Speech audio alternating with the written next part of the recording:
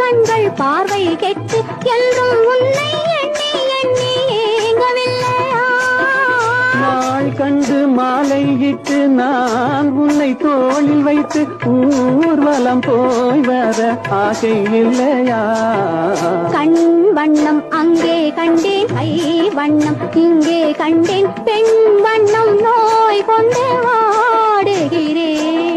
பால் வண்ணம் பருவம் கண்டு வேல் வண்ணம் விழிகள் கண்டு மான் வண்ணம் நான் கண்டு வாடுகிறேன்.